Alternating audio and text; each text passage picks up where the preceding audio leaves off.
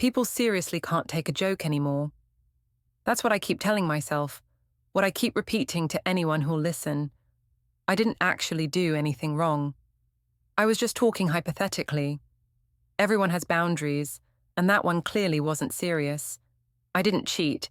I joked about what wouldn't count as cheating. He knew I was kidding. He just wanted an excuse to react. The problem isn't what I said.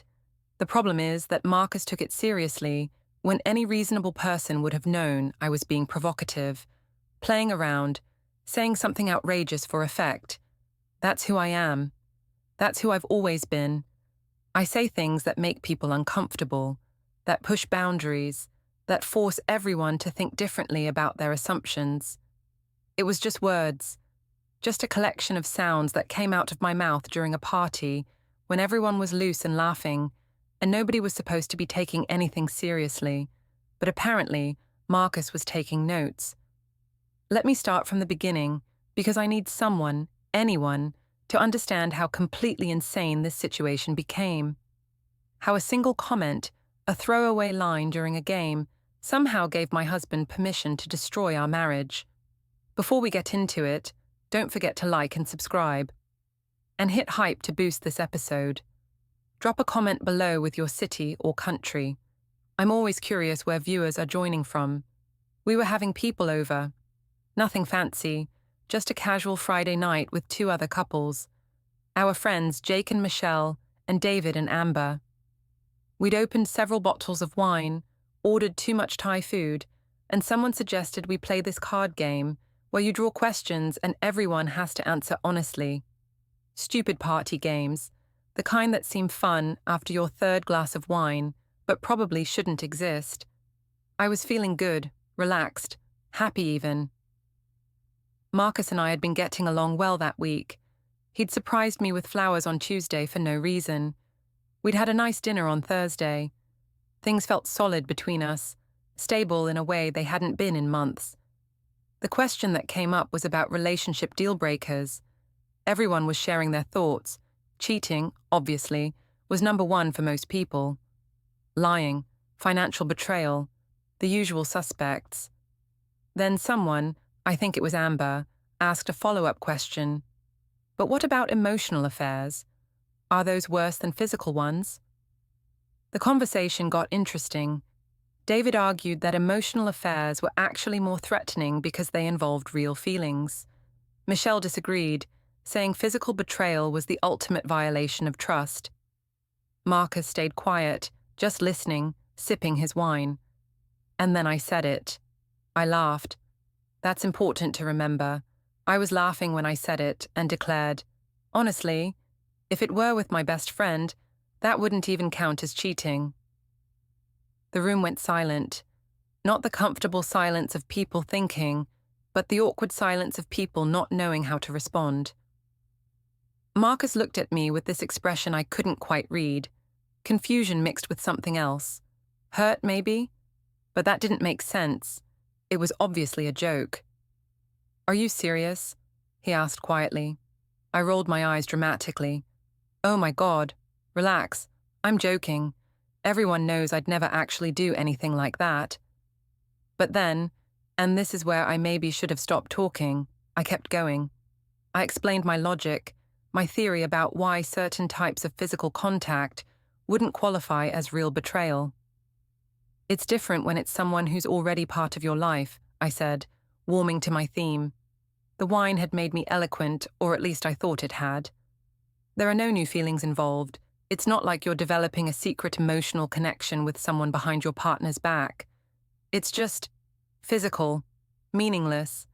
Your best friend is already integrated into your relationship anyway, so it's basically an extension of what already exists. I looked around the room, expecting nods of agreement or at least engaged debate. Instead, everyone was staring at their drinks. Think about it, I continued, because apparently I couldn't read social cues that night. The reason cheating hurts is because of the deception and the emotional betrayal, right? But if there's no deception, if it's someone your partner already knows and trusts, and if there are no feelings involved, then it's basically just, I don't know, Mutual maintenance. It's like going to the gym with a workout partner. Marcus set down his wine glass carefully, too carefully. That's an interesting theory, he said, his voice completely neutral. Very interesting. Then he stood up, excused himself to the kitchen, and didn't come back for 20 minutes. The party ended shortly after that. Everyone suddenly remembered they had early morning plans. Michelle gave me a weird look on her way out, something between pity and judgment. I pretended not to notice. After everyone left, Marcus started cleaning up without saying anything. I helped, waiting for him to bring up my comment, to argue with me about it, to tell me I'd been inappropriate or embarrassing. He didn't say a word. "You're not mad, are you?" I finally asked. About what I said. It was obviously just theoretical. Just me being provocative. You know how I get. "I'm not mad," he said, loading the dishwasher with methodical precision. "You're entitled to your opinions." It wasn't even really an opinion. It was more like a philosophical exploration of boundaries. Right, philosophical. He finished the dishes and went to bed. I stayed up for another hour, scrolling through my phone, feeling vaguely unsettled but not sure why. That was 3 weeks ago. 3 weeks that have completely destroyed my life, though I didn't see it happening at the time. Let me explain my logic, my actual thought process, because I think context matters here. I think if people understood where I was coming from, they'd see that my comment wasn't just some random provocative statement. It came from a real place, a real belief system about how relationships should work. I've been with Marcus for 7 years, married for 4. Before him, I had this friend, Ryan, who I've known since college. Ryan and I have always been close, not in a romantic way, just in a deep friendship way. We understand each other. We can talk about anything. There's a comfort level there that I've never had with anyone else, including Marcus, if I'm being honest. Marcus knew about Ryan from the beginning. He met him, they were civil to each other, though they never really clicked. Marcus always said Ryan was too familiar with me, which I thought was ridiculous. That's what close friends are, familiar. That's the whole point. Ryan and I text constantly. We get lunch together once or twice a week. Sometimes we grab drinks after work. It's completely platonic, completely innocent, but Marcus never really understood it. He'd make little comments about how much time I spent with Ryan, how quickly I'd respond to his messages compared to Marcus's, how I seemed to prioritize Ryan's opinions on everything from movies to politics. "He's my best friend," I'd explain patiently. "This is what friendship looks like. You're being insecure for no reason." And I believed that. I genuinely believed that Marcus was being unreasonable, that his discomfort with my friendship was his problem to solve, not mine to accommodate. So when I made that comment at the party about how physical contact with a best friend wouldn't count as cheating, I wasn't pulling the idea out of thin air. I'd thought about it. I'd rationalized it. I'd built an entire logical framework to support it. Because here's the thing. I believe cheating is fundamentally about emotional betrayal. It's about developing feelings for someone else, about creating a secret emotional world that excludes your partner. The physical aspect is secondary, almost incidental. What really hurts people is the emotional infidelity, the lying, the creation of intimacy with someone new. But with a best friend, that emotional intimacy already exists. Your partner already knows about it, already accepts it as part of your life. So, removing the element of secrecy and new emotional connection, what's really left?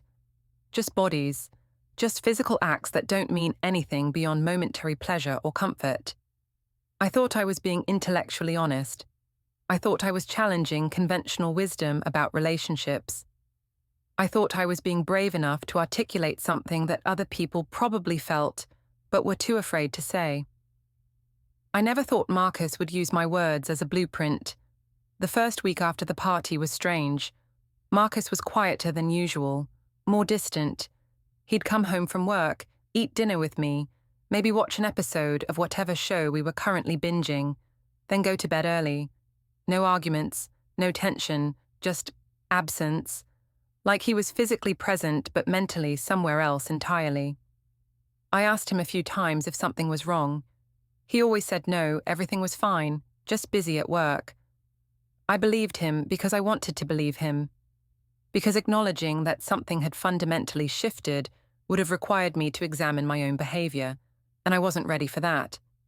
The second week, he started working late more often. Tuesday, Thursday, Friday that week, he didn't get home until after 9 p.m.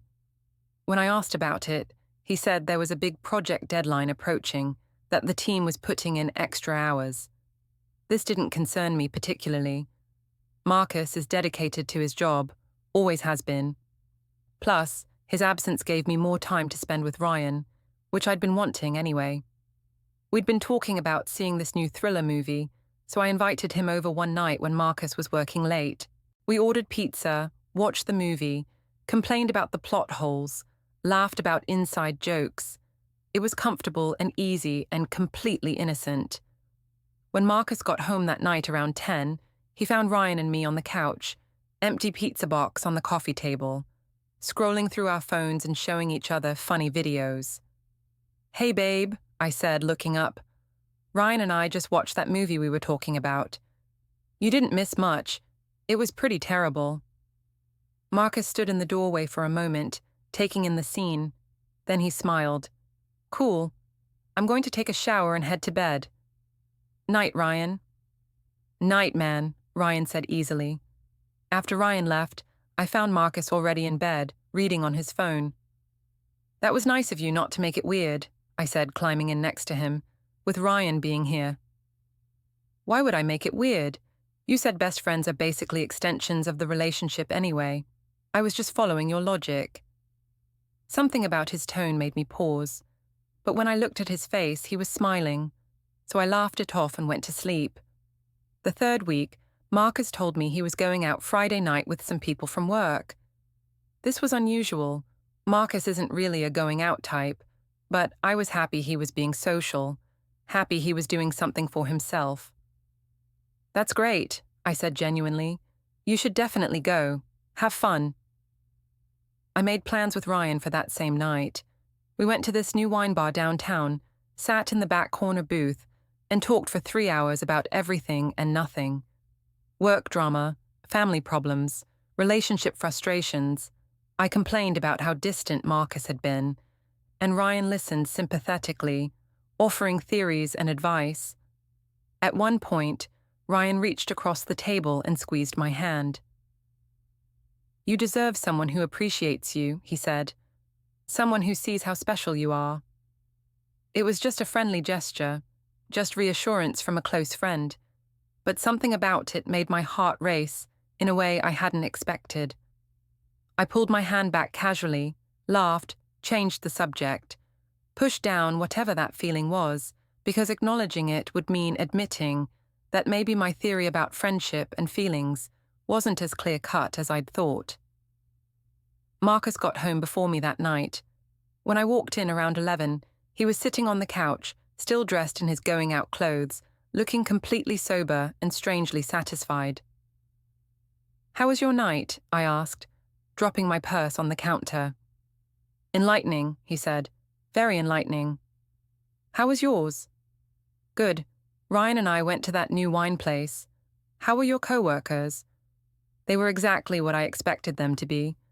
There was something in his tone that made me pause, but he was smiling, relaxed, so I dismissed my unease. "I'm exhausted," I said. "Going to bed. I'll be up in a few minutes." That night, I slept deeply, completely unaware that my entire world was about to implode. The next morning, Saturday, Marcus woke me up by sitting on the edge of the bed, not touching me, just sitting there, waiting for me to open my eyes. "We need to talk," he said calmly. My first thought was that someone had passed. His parents, maybe. Or my parents. Something tragic that would require this kind of serious morning conversation. "What's wrong?" I asked, sitting up, immediately concerned. "Nothing's wrong," he said. "I just need to tell you something. I want to be honest with you because honesty is important in a relationship. You taught me that." The way he said it made my stomach drop, but I stayed quiet, waiting. "I've been seeing someone," he said, his voice completely level. "For about 2 weeks now. Her name is Jessica. She works in my department. We've been friends for a while, and recently things became physical." I stared at him. The words were in English. I understood each individual word. But strung together, they didn't make sense. They couldn't make sense. "What?" I whispered. "I'm telling you because I don't believe in deception. I think you deserve to know what's going on." You cheated on me." "Well, no. According to your definition, this doesn't qualify as cheating. Jessica was my friend first. We already had an established relationship. There are no new feelings involved. We're not developing some secret emotional connection. It's just physical. Meaningless, really. She's already integrated into my work life, so it's basically an extension of what already exists." He was using my exact words, my exact reasoning, throwing my theory back at me with perfect precision. "That's different," I said immediately, my voice rising. "That's completely different." "How?" Because you did it on purpose. You did it to hurt me." "Did I? Or did I just follow the logical framework you established? You said physical contact with an existing friend doesn't count as cheating. Jessica is my friend. Therefore, by your own definition, I haven't done anything wrong." I felt like I was going to throw up. "This isn't the same thing. I was joking." "Were you?" he asked, tilting his head slightly. "Because you defended your position pretty thoroughly that night. You had a whole philosophical argument prepared. It didn't sound like a joke to me. It sounded like a carefully considered belief system." "I didn't mean it literally." "Then what did you mean?" I opened my mouth, closed it, opened it again. What had I meant? In that moment, with Marcus watching me with those calm, steady eyes, I couldn't remember. I couldn't articulate the difference between my theoretical framework and his practical application of it. "You don't get to invent rules only you can break," Marcus said quietly. "You don't get to create ethical loopholes for yourself and then get angry when someone else uses them." "There is no Jessica," I said suddenly, desperately. "You're making this up. You're trying to teach me some kind of lesson." He pulled out his phone, opened it, and showed me the screen. Text messages, photos, timestamps, dates, evidence laid out in careful chronological order. My hand started shaking. "How could you do this to me?" "I did exactly what you described as not cheating. Physical contact with an existing friend. No emotional betrayal because the friendship predated the physical relationship. Everything you said was acceptable. I made acceptable." "But you knew it would hurt me." "Yes," he agreed. "Just like I knew your comment at the party hurt me. The difference is, I actually followed through on the logic you presented. I tested your theory to see if you really believed it." "This is insane. This is manipulative and cruel and honest," he interrupted. "It's honest. I could have stayed quiet about Jessica. I could have kept it secret, like you probably would have if the situation were reversed. But I chose to tell you because I wanted to give you the respect of transparency." The irony of his words hit me. The respect of transparency, as if there was something respectful about deliberately violating our marriage to prove a point. "So what now?" I asked, my voice breaking. "You've made your point. You've shown me how wrong I was. Can we move past this?" Marcus stood up, walked to the closet, and pulled out a bag I hadn't noticed before. "Already packed." "I'm staying at Jake's for a while," he said. "I need space to think about whether this marriage is something I want to continue." "You need space? You're the one who cheated." "According to you, neither of us cheated. We just engaged in meaningless physical acts with pre-existing friends. So technically, we're even." "That's not how this works." "Then explain to me how it works, Sarah. Please. I'm genuinely curious what rules you think should apply here." I couldn't. I had no explanation that didn't immediately contradict everything I'd said at that party. I had no logical argument that wouldn't make me look like a complete hypocrite. "You taught me what doesn't count," Marcus said, picking up his bag. Now you get to live with that lesson." He walked out. The door closed with a soft click that sounded louder than any slap. That was 4 days ago. 4 days of complete silence from Marcus. 4 days of me spiraling through every possible emotion. Anger, betrayal, confusion, guilt, denial, more anger. I've left him 17 voicemails. He hasn't responded to any of them. I told Ryan what happened, expecting sympathy, expecting him to validate my feelings and agree that Marcus had gone too far. Instead, Ryan was quiet for a long moment. Then he said, "I mean, you kind of did say that. At the party. I remember thinking it was a weird thing to say in front of your husband. You're supposed to be on my side. I am on your side. I'm just saying, I can see why he'd feel like you gave him permission." I didn't give him permission. It was theoretical. Was it, though? Be honest with yourself, Sarah. Were you really just talking theoretically? Or were you testing the waters, seeing how far you could push the boundaries? I hung up on him. Because he was wrong. Because I would never deliberately hurt Marcus like that. Because my comment was innocent, and Marcus's response was calculated revenge, and those two things are completely different, aren't they? I've been replaying that night over and over in my head, trying to remember my exact words, my exact tone. Was I joking? Was I serious? Did I genuinely believe what I was saying? Or was I just being provocative for attention? The honest answer, the answer I'm afraid to admit even to myself, is that I don't know. Maybe it was a little of both. Maybe I was articulating something I actually believed, while simultaneously hiding behind the shield of just joking, in case anyone challenged me. Maybe I wanted permission to blur boundaries with Ryan without technically breaking any rules. Maybe I was creating ethical loopholes for myself, while never imagining Marcus would use them too. My sister called yesterday. I made the mistake of telling her everything, expecting familial loyalty and support. She laughed. Actually laughed. "Sarah, you can't be serious right now. He cheated on me." According to whose definition? Because according to yours, the one you announced in front of a room full of people, he did nothing wrong. That was a joke. Jokes are supposed to be funny.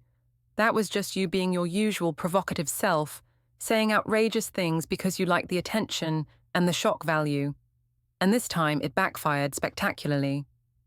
You're supposed to support me. I do support you. I support you getting therapy and figuring out why you constantly need to push boundaries and test people and then play the victim when there are consequences. I hung up on her too. Because she doesn't understand.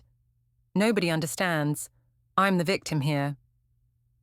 Marcus deliberately hurt me. He planned this whole thing out. Finding Jessica, starting something with her, gathering evidence, waiting for the perfect moment to destroy me with my own words. How is that not worse than what I did? How is calculated, intentional revenge not more unforgivable than an offhand comment made while tipsy at a party? Except, was it really just an offhand comment? Or was it something I'd been thinking about for a while? Something I'd been rationalizing and justifying to myself long before that night? I think about all those lunches with Ryan, all those late-night texts, all those times I chose his company over quality time with Marcus, all the little moments where I prioritized our friendship over my marriage and told myself it was completely innocent. Was it innocent? Or was I slowly building towards something I didn't want to acknowledge? Was my theory just a preemptive justification for something I was already planning to do? I don't know. I genuinely don't know anymore. What I do know is this: my marriage is probably over.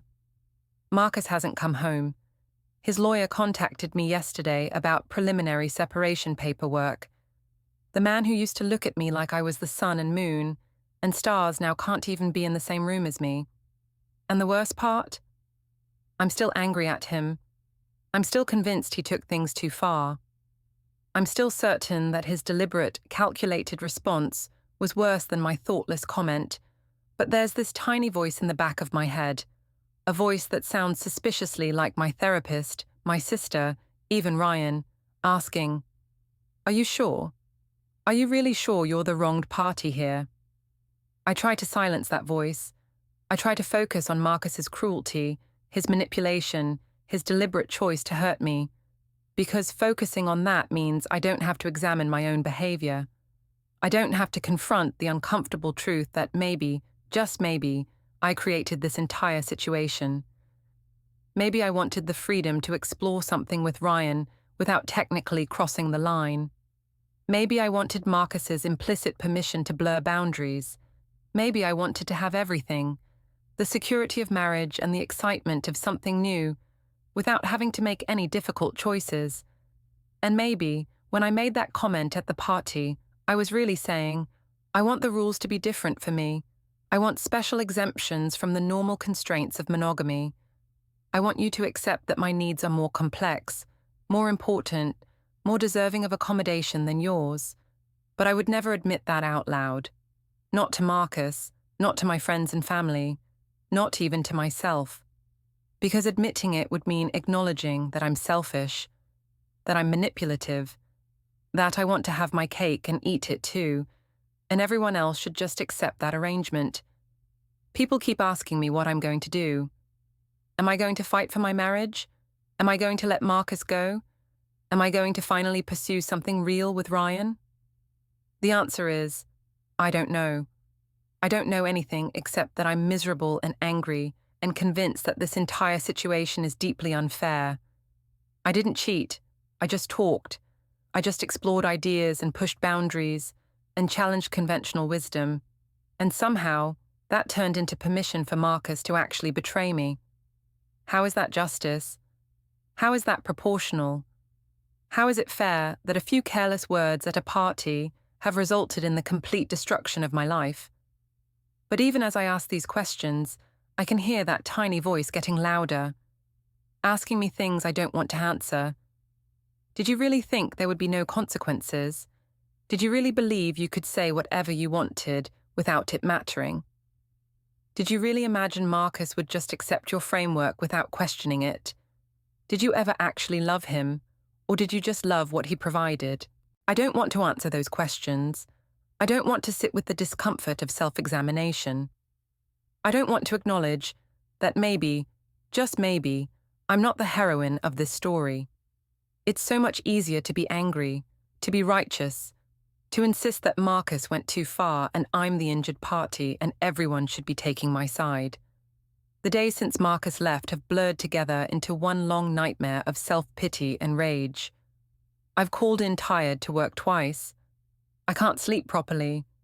I keep expecting him to walk through the door, to tell me this was all some elaborate test that I've somehow passed, that we can go back to normal now. But there is no normal anymore. There's just this gaping wound where my marriage used to be, and I'm the one holding the weapon that inflicted it. On day 5, I finally worked up the courage to call Marcus's brother, Jake. Maybe he could give me some insight into Marcus's state of mind. Maybe he could tell me how to fix this. "Hey, Jake," I said when he answered, trying to sound casual. "How's Marcus doing?" There was a long pause. "He's processing. Can I talk to him?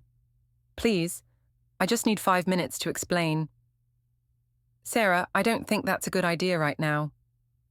"But this is all a misunderstanding. He's taking everything out of context. If I could just talk to him." "Is it out of context?" Jake interrupted. "Because from where I'm standing, it seems pretty straightforward. You made a statement about what doesn't count as cheating. Marcus took you at your word. Now you're upset because he applied your logic consistently." "You don't understand. I was joking." "Were you?" Jake's voice was gentle but firm. "Because Marcus played me the recording." My blood ran cold. "What recording?" "From the party. Someone was filming part of the game. You can hear everything you said, Sarah. Your tone, your arguments, your defense of the position.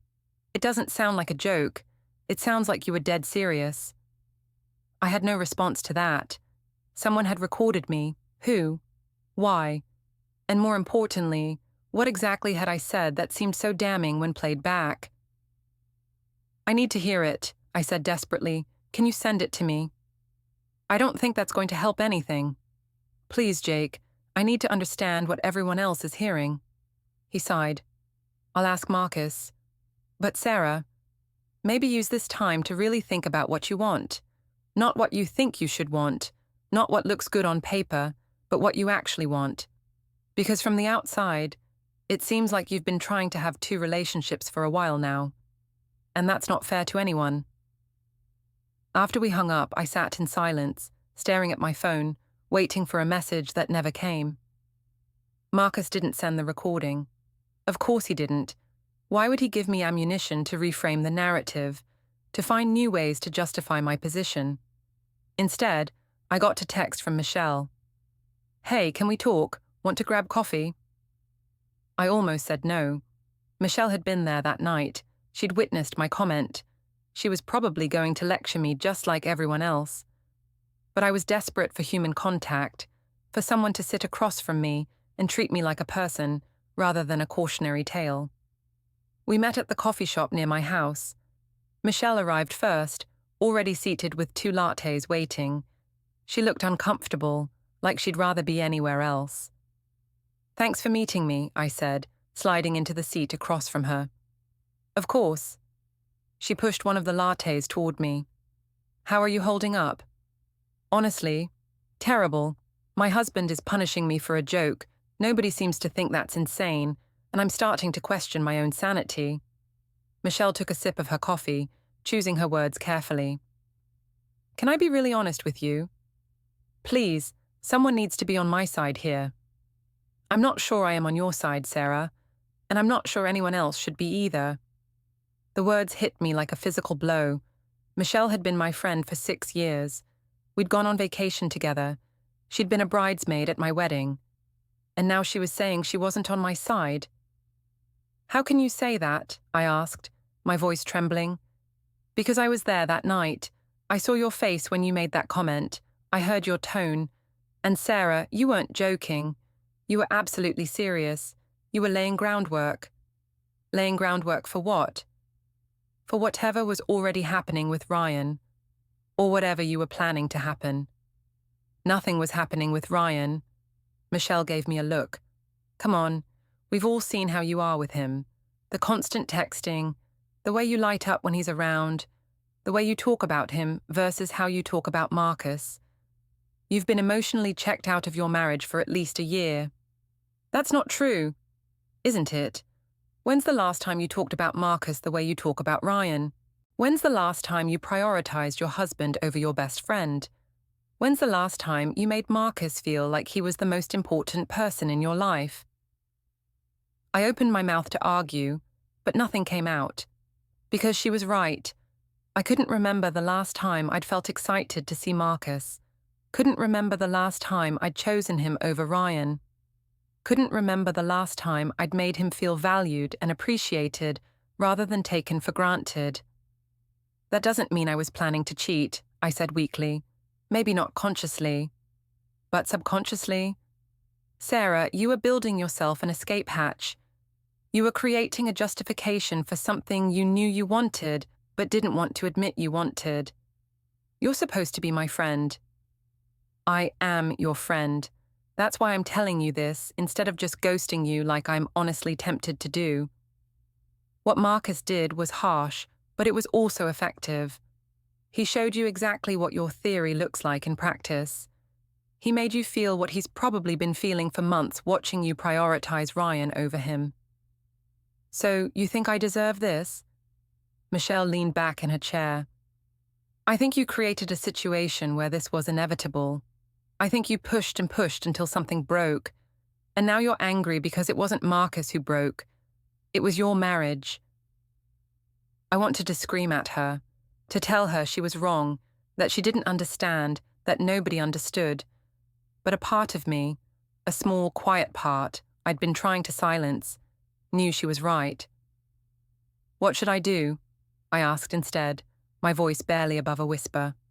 Honestly, I think you need to figure out what you actually want. Do you want Marcus? Do you want Ryan? Do you want to be single? Because right now you're trying to have everything, And it's not working. It's never worked. You just didn't want to see it. After Michelle left, I sat alone in the coffee shop for another hour, staring at my untouched latte, replaying every conversation, every moment, every choice that had led me to this point. I thought about the early days with Marcus, how safe he'd made me feel, how stable and predictable and boring. Even then, I'd been looking for something more, something exciting, something dangerous. Ryan had filled that void, but he'd also created new problems, because the more time I spent with Ryan, the less present I was in my marriage. The more I invested in our friendship, the less I had to give Marcus. The more I prioritized Ryan's needs and wants, the more Marcus became background noise. And the worst part, I'd convinced myself this was normal. This was what modern relationships looked like. This was evolved and sophisticated and mature, maintaining a primary relationship while also having deep connections with friends who met different needs. But it wasn't sophisticated. It was selfish. It was having my cake and eating it too, while expecting Marcus to just accept crumbs. On day 6, Ryan called me. "Hey," he said, his voice cautious. "How are you doing?" "How do you think I'm doing? My marriage is over." "It's not over. Marcus is just working through some stuff. Give him time." "Easy for you to say. You're not the one whose husband cheated to prove a point." "Sarah," Ryan sighed, "can we meet up? I think we need to talk." We met at his apartment, the same place we'd hung out countless times before, but this time felt different, charged with meaning that neither of us wanted to acknowledge. "I've been thinking," Ryan said once we were settled on his couch, "about what you said, about your whole theory regarding friends and physical stuff not counting." "Don't you start too," I warned. "I'm not starting anything. I'm just trying to understand. Did you mean me? When you made that comment, were you talking about me specifically?" The question hung between us, heavy and unavoidable. I don't know. Maybe, subconsciously. "Because if you were, if that's what you wanted, you should have just said so, instead of creating this whole philosophical framework to justify it." "I wasn't trying to justify anything. I was just talking." "No, you weren't. You were testing the waters. You were seeing how Marcus would react. You were laying groundwork in case you decided you wanted to cross that line with me." "And what if I was?" I shot back, suddenly angry. "What if I did want something to happen between us? Would that be so terrible?" Ryan looked at me for a long moment. "Yeah, Sarah, it would be. Because you're married. Because Marcus is a good person who doesn't deserve to be your safety net while you explore other options. Because even if your theory were valid, which it's not, you'd be using me to validate your own selfishness." "I thought you understood me." "I do understand you. That's the problem. I understand that you want everything without having to sacrifice anything. I understand that you think rules are for other people. I understand that you genuinely believe you're special enough that normal constraints shouldn't apply to you." His words cut deeper than anything anyone else had said, because Ryan knew me, really knew me. And if he could see through my justifications, that meant they were transparent. That meant everyone could see through them. "I think I need to go," I said, standing up. "Sarah, wait." "No. You've made your position clear. Everyone has made their position clear. I'm the selfish, terrible person who destroyed her own marriage. I get it. That's not what I'm saying." But I was already walking out, refusing to hear anything else that might chip away at the careful narrative I'd been constructing. The narrative where I was the victim, where Marcus was the cruel one, where none of this was really my fault. Day 7 brought a text from Marcus. "My lawyer will be in touch about dividing assets. Please don't contact me directly anymore." I stared at the message, reading it over and over, unable to believe this was actually happening. Marcus was really going through with it. He was really ending our marriage over a stupid comment at a party, except, was that actually what was happening? Or was he ending our marriage because of a pattern of behavior that the comment merely exposed? I thought about Michelle's words. about Jake's words, about Ryan's words. They all said basically the same thing. I'd been checked out of my marriage for a while. I'd been emotionally investing elsewhere. I'd been taking Marcus for granted while seeking excitement and validation from Ryan. And when I'd made that comment at the party, I hadn't been joking. I'd been floating a trial balloon, testing to see if I could get away with blurring the lines, creating permission for myself to cross boundaries I'd already been edging toward. Marcus had seen right through it. That's why he'd gone quiet. That's why he'd hired a private investigator, not to catch me doing anything with Ryan, which, to be clear, I hadn't actually done yet, but to see if my comment reflected deeper intentions. And then he'd taken my own logic and weaponized it. He'd shown me exactly what my theory looked like in practice. He'd made me feel the pain I'd been so casually dismissive of. It was brilliant, really. Cruel, but brilliant. On day 8, I finally did something I should have done from the beginning. I listened to my voicemail. Marcus had left one message, sent the morning after he'd told me about Jessica. I'd been too angry to listen to it then, too busy being righteous and victimized. I pressed play. "Sarah," his voice came through, tired and sad. "I want you to know that there is no Jessica. I made her up. I know you'll probably figure that out eventually, or maybe you already have.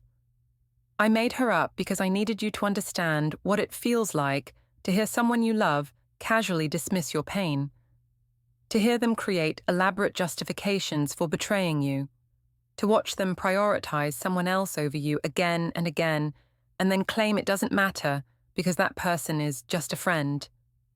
He paused, and I could hear him taking a breath. "I've known about your feelings for Ryan for over a year. I've watched you slowly falling in love with him, while convincing yourself it was just friendship. I've felt myself becoming less important to you with every passing month. And that comment you made at the party, that wasn't a joke, Sarah. That was you asking for permission. That was you testing whether I'd accept you having a physical relationship with Ryan on top of the emotional one you'd already been having." Another pause. "I don't hate you. I'm not even angry anymore. I'm just tired. Tired of being your second choice. Tired of competing with Ryan for my own wife's attention. Tired of pretending that your friendship with him is normal or healthy or okay. So I'm done. I'm choosing myself. I'm walking away before you have a chance to actually cross the line you've been dancing around for months." A longer pause this time. "I hope you figure out what you actually want. I hope you learn that you can't have everything. And I hope, someday, you understand why I had to do this. Take care of yourself, Sarah." The message ended. I sat on the floor, phone still pressed to my ear, tears streaming down my face. Not because Marcus was leaving, but because he was right. About everything.